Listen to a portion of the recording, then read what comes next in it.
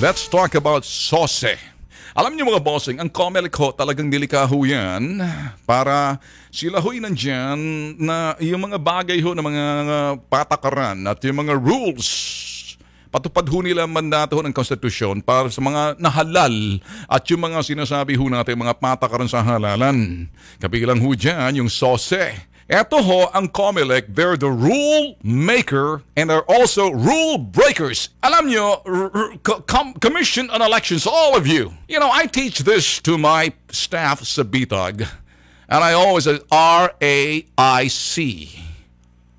RAIC or RAIC. What is it? Respectability, acceptability, integrity, and credibility. And you need to have that as a COMELEC Commission on Elections. Mga commissioners, are you guys listening to me? You make the rules and you break the rules. When you make rules, there are consequences for those who will not comply with the rules. Bulag ang sino man, ang COMELEC ay magiging bulag kung sino man ang kanilang papatawan ng parusa in violations of any rules na ginawa ho ng Commission on Elections. I want you to understand the meaning of respectability, acceptability, integrity, and credibility. That's now in question. Questionable ngayon yung sinasabing respectability. Do you know the meaning of respect? You must find yourself respectable, and so therefore you can demand respect from anyone because you're respectable. And if you don't know exactly the meaning, and you don't even know how to respect your rules, so what do you expect us to respect you? You sons of... What about acceptability? I think you're doing something that's not acceptable. Because your rules, there are consequences for violation. Ano mang mga bagay na ginawa ninyong patakaran at nilabag ninyo yan, eh hindi katanggap-tanggap yan. And so, kung hindi katanggap-tanggap ang ginagawa ninyo na hindi nyo alam kung anong ibig sabihin ng respeto, hindi kayo respetable sa inyong pinagagawa, you cannot demand respect. And so therefore, your credibility, your integrity is in question. Ang integridad ninyo.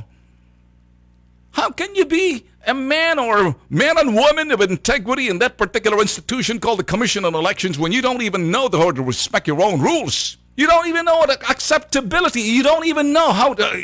Pakinggan nyo lang ho ako mga bossing. And so you don't... There's a question of integrity. I mean, how do you respect... How do you demand respect? The moral authority is when you know how to respect the rules that you make. What about the acceptability ng inyong mga desisyon base doon sa mga pinapatupad ninyo mga sinasabi natin mga patakaran? Do you find any integrity into it? And if you don't have any integrity, what about your credibility? Credibilidad ninyo? Those are simple, applicable to all or not at all. Ang COMELEC ho dapat may kahihinatnan ang sinamang hindi tutupad doon sa sinasabing pagpatupad ho ng SOSE. Bakit ho natin pinag-uusapan to? Eh marami ho kasi yung Liberal Party ho eh. Itong dilaw na to, they feel that they're entitled to violate and disregard with impunity ito hong SOSE na ginawa ho. SOSE, gawin nyo lang SOS na lang yan.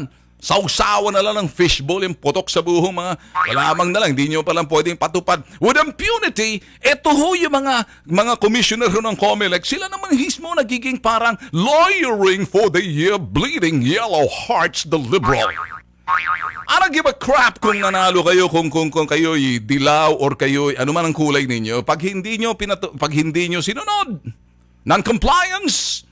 Non-compliance is defiance, and defiance is a challenge. The greater part of defiance is challenging the institution.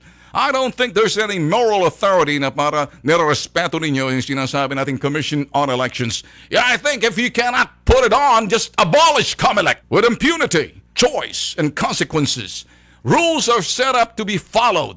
When the rules are violated, when the rules are being with impunity disregarded, when the rules are being defied, it's tantamount to challenging. Bakit ho tayo nagsasalita nito? Nakasalalay ho integridad ho ng COMELEC dito, kredibilidad. Hindi lang ho rito eh.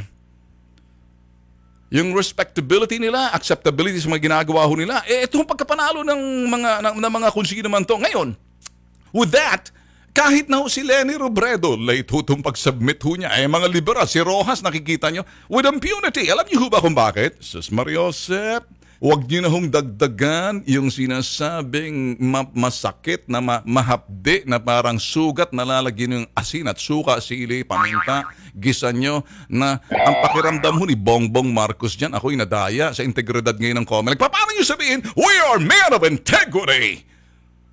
When you yourself, dito lang sa sose. Let's cite this. Maniniwala ho kasi sila kasi kapag pinatupad daw ho nila yung SOSE, Statement of Contributions and Expenditures, hindi na ho makakaupo, madidelay yung sinasabing yung all takings sa inauguration, kung si Leni Robredo man yan, et al., kung sino man yan mga bleeding yellow hearts liberal, and some of those sabihin opposition candidates na hindi mo tumupad, so be it. We don't give the F. I mean, if you're not going to be sitting there, who cares? You violated it. From the very start, the rule's clear.